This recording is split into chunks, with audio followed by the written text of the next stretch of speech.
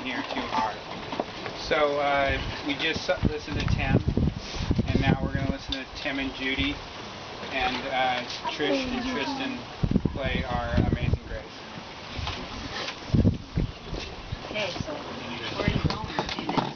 We're going up there. Come on up. This is at our boss request, so please don't judge too harshly. She loved our singing. Beautiful.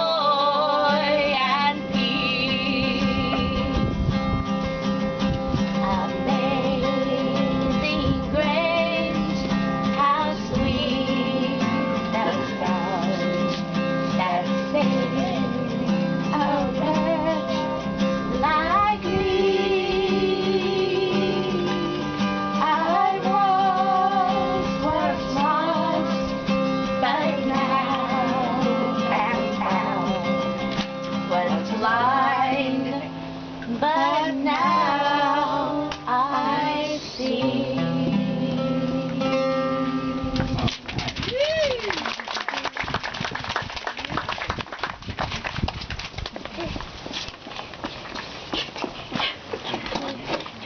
Yeah, that was a win. That was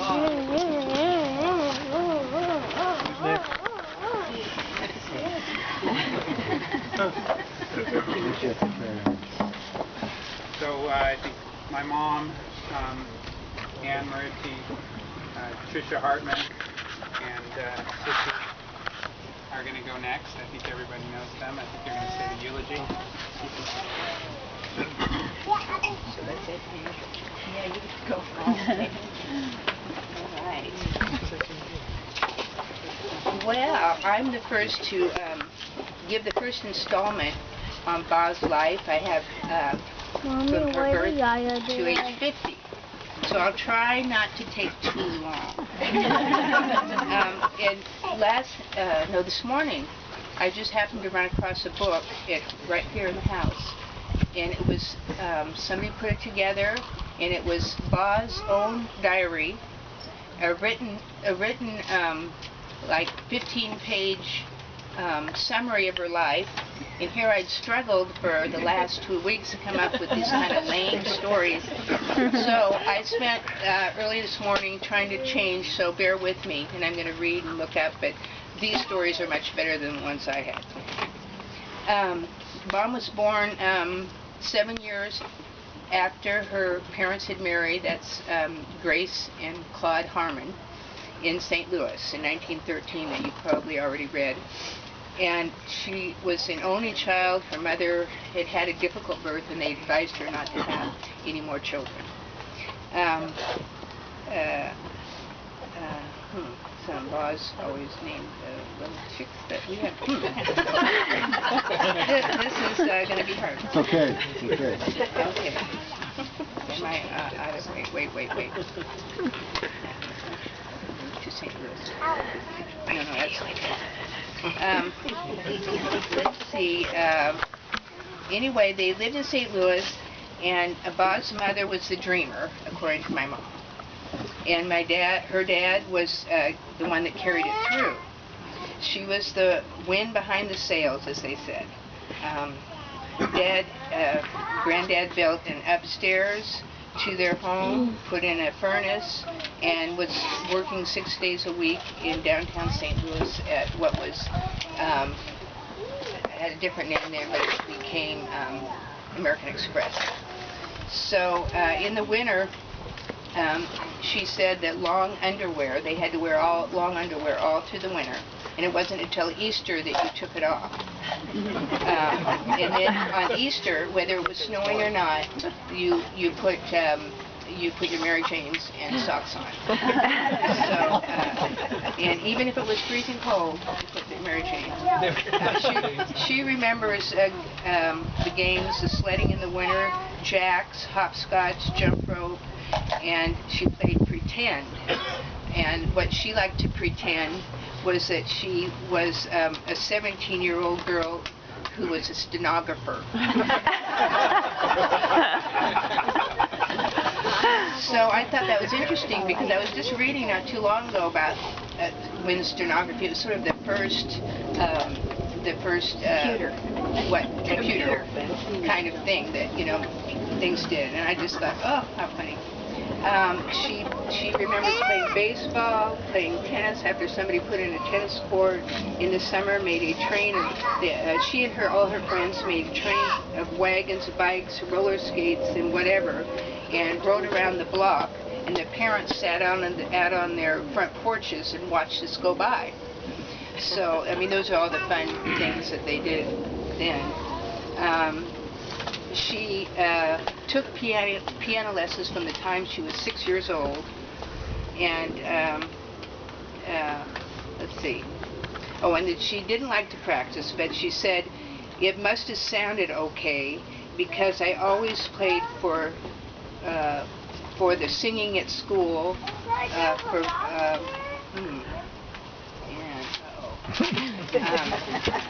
and in school, for singing in school, and in the orchestra and the graduations.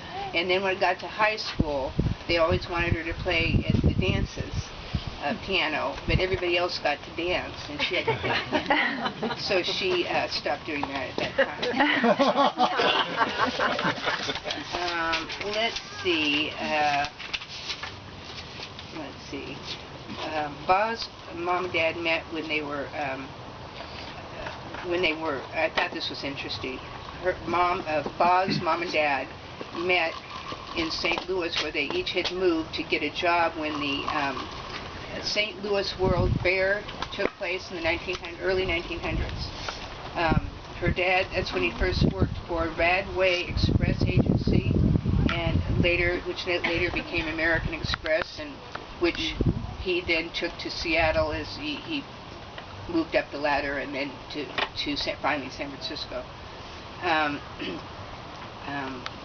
Her mom, Grace, found a job making hats, and they were a big thing then. And then they were engaged for quite a while, and my mom asked my dad, how long were you engaged, and why were you engaged so long? And she said, he said he had to save $50 for a nest egg.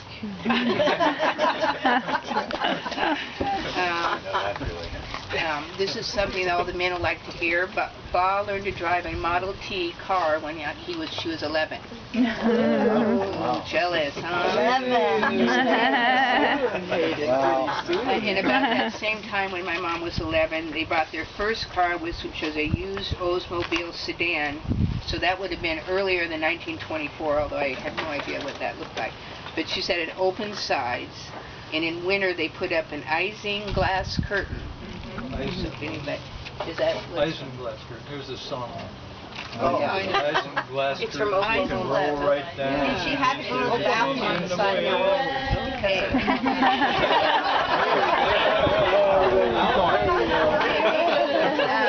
Major League Baseball was big then in St. Louis, even then, and the Cardinals played in the World Series, and since there was no TV, no radio, they had to find out the results in the newspaper. And my mom remembers that was a big deal. The baseball season was a big deal way back when. Okay, so I'm glad I got to share some of her stories with you rather than the ones I had picked out. I'm going to move now when they, as they say, her dad was promoted and ended up now in Seattle. And as soon as they rolled in, my dad rolled in up to their house as soon as he heard about Ba, and started courting and suiting, and that they were about 15, 16, so it was way too early. And her mom, my mother's mom, kind of didn't forbade it, but she had to see other people all through. All that she had to see. So, but my dad was always there. Let's see. They both then, after high school, and they went to different high schools, but in Seattle. And then they both went to the University of Washington. And my mom had a choice. Her dad gave her a choice of being in a sorority or having a car. Now, this was in the 30s, mind you. Depression era, so this is sort of highly amazing, right? And it was, she did choose sorority, and she did that until hazing came along, and she decided she didn't like that, and so she opted for the car. I guess it was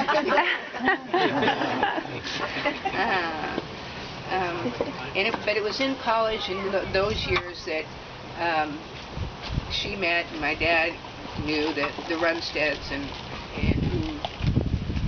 their whole group of friends, who also led them to meeting the Blackallers, which Lois is here somewhere, the Blackaller. There you are. And there was a lot of good gatherings for a long time in Inverness and other places with the Blackallers, and in Inverness with the sailing, and we all picked blackberries, and Martha Blackaller was always over Easter, and she'd do the reading on the porch, and we'd all have Easter in Inverness, and the men would be sailing, needless to say.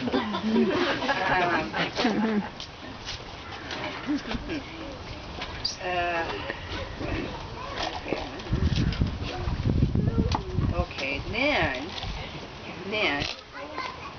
her father, attend college. Okay, I already did that.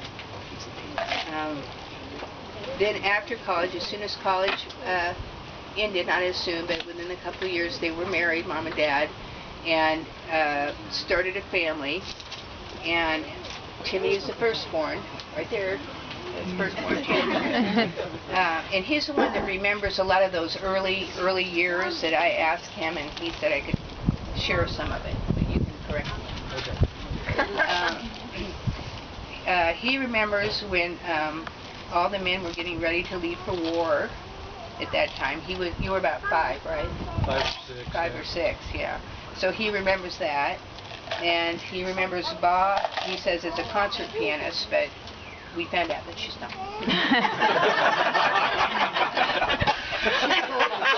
Yeah, she told me. And I guess he had said to, Dad had said to Tim, when he was leaving for war, he said, now Tim, you're the man of the house, and you know, you help Bob with things, blah, blah, blah. And he said some of the things he had to do once the girls, Ann and Tricia and I arrived, he had to take the diapers off the line, and he hated that job. I did too. And he remembers saving the bacon fat in a coffee can and taking it to the butcher for the war effort, and helping Mom plant a victory garden. And about the diapers, I remember Mom telling the story that it was so, she had to go in the basement. It was in Seattle, it's cold and miserable. They had to hang the diapers down there, and they never dried, and blah, blah, blah, and there were all of us in diapers, and she just said she sat down on the stairs and cried. That's what she told us. But Mom never told, you never saw her cry. I know, huh? You never saw her cry. Which is interesting, because I never really did either, you know, except to hear that story. Another memory of Timmy's is, this is a good one.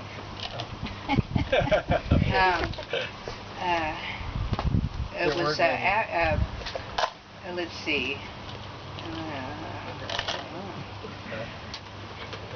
Okay, I missed it. Okay, I missed it. Another memory. Okay, another memory. Okay, is going to the circus. Going to the circus. Oh, yeah. When you and your friends, and they were looking for a job at the circus so they could earn a ticket. And the this is right out of the movies, right? Yeah, we didn't come home from school. Oh. We went straight to the circus grounds. We heard that we could get a job watering the elephants. Yes, yeah, and that was what it is. And then, so Bob was worried because after they didn't come home after school, and so she was worried. But when he arrived, he was in tears, and so when she found out the reason he was crying, which was that he watered the elephants but didn't get paid and didn't get his ticket, she marched right down to the circus, read the riot act, and demanded they be given the tickets, and threatened him with who her father-in-law was, and at which time... and I remember every bit of that, because I was with her, and I couldn't believe it. She was... Boy, he was, pretty soon he had tickets coming out. So everybody in the neighborhood got to go on circus. And he did say that he had never seen her so fired up and determined, and I don't think I ever have. One other time. One other time. I'll tell you. Okay, you can do. And then he remembers all the time in the Cheerio cabins and the Runsteads and their friends, and all the things they did at that time up in Seattle. And Dad did manage to take at least 3 leaves of absences. Not leave of absence, but he got his leave. He got leave. He got his leave to come home because 3 daughters appeared. Leave from where? The Navy, he was in the Navy. USN, and a lifer. And the Okay. neighbor sent a telegram. After the war, G returned for good, but returned and stayed in the Navy, and during that time we lived in Imperial Beach, Coronado, Hawaii, and Vallejo. Bob was always the one in charge, and did have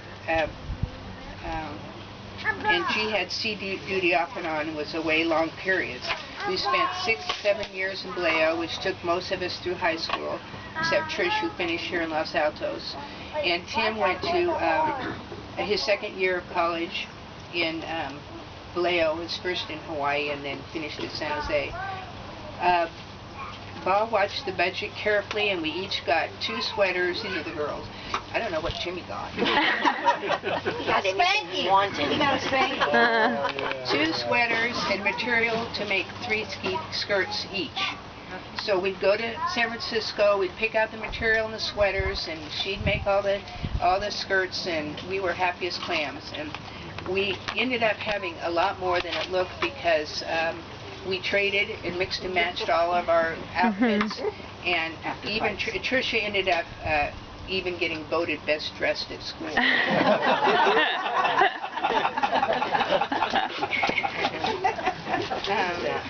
And during the time we were all in school, she volunteered on the Navy base advising sailors.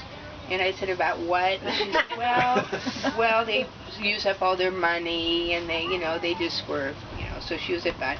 And then she played a lot of golf on the base, and she substitute taught at the high school. I remember coming home from school and seeing her resting in her room, reading her book, and I thought, is that what my mother does all day? And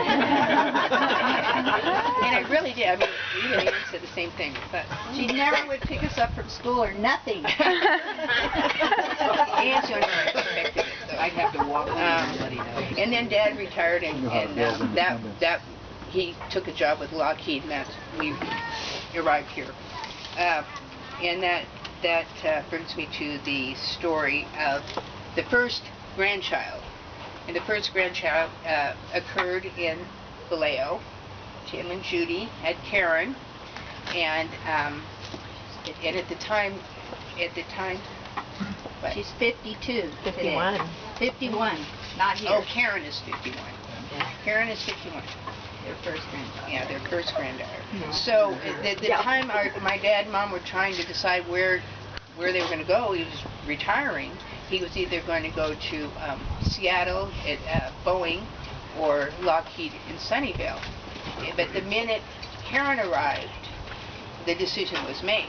The grandchildren were all going to be down here, they realized, and so they stayed down here. And also, thank goodness, because Boeing went under. Was that Boeing up there? No, Boeing. Oh, she should have married the Boeing. Yeah, that was Harold Runstead was the Boeing guy. He was his friend. He was the Boeing guy.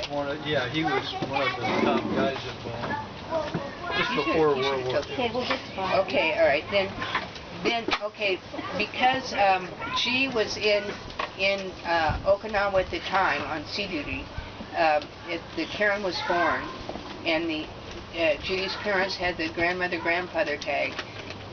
They decided to have Japanese names. The Oba-san and Oji-san became their names. So Ba and Ji is where that came from.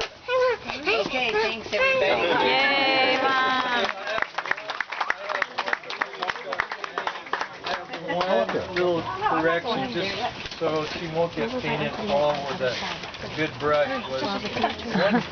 One day I was supposed to be home for dinner at 6 o'clock, and one day I was up playing kickball up the block, and all of a sudden I heard somebody say, "Hey, Kleinfelder, here comes your mom, and she looks mad." So I looked around, and she had a hickory switch in her hand. So I ran as fast as I could.